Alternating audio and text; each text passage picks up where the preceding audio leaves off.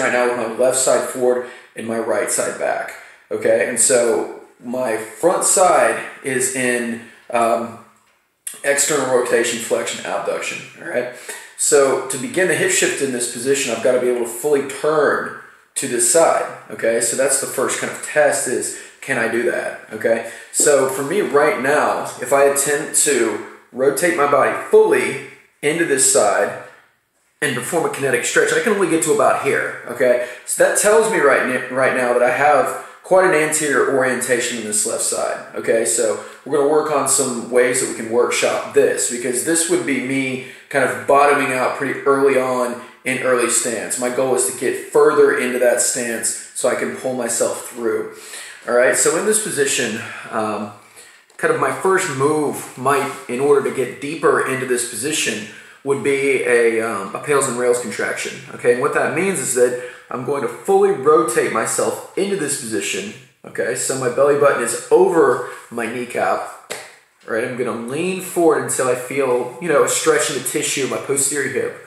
I'm going to hold here for up to 2 minutes and breathe. What I'm doing here is just attempting to relax into the tissue. Okay, what I'm not doing is feeling like a super hard stretch. It should be like maybe 4 or 5 out of 10. So not super hard.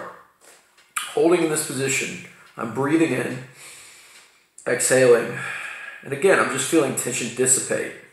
All right, from here, to initiate my pales contraction, I'm just going to start to push into the ground, taking my foot, pushing straight down to the ground, taking my knee and almost like pulling up, okay?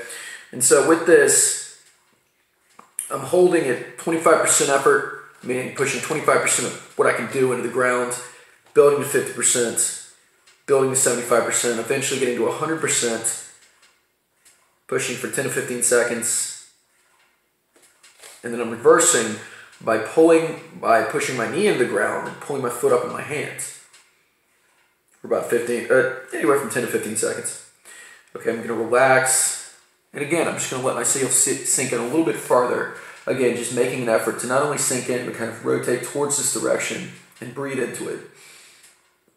All right, I might repeat that 2 to 3 times, but again, I can then kind of retest, and I can see I can get a little bit further down just because I increased just the viscoelastic properties of the tissue a little bit.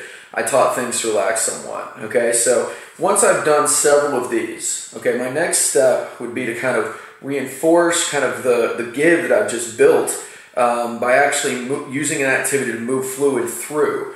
All right, so to gain more posterior orientation and to move fluid anteriorly. So in this position, I could perform a kinetic stretch in which I rotate my torso towards, or I rotate my belly button towards my kneecap. I pull my foot up into my hand, so I'm feeling that my hip external rotator is working. I'm pulling myself into this position, breathing in,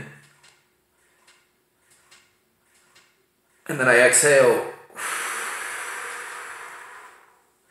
as I push out. So again, I'm just encouraging movement of that fluid, encouraging posterior orientation of this bone. And then exhaling as I come out. One more time, breathe in as I go down.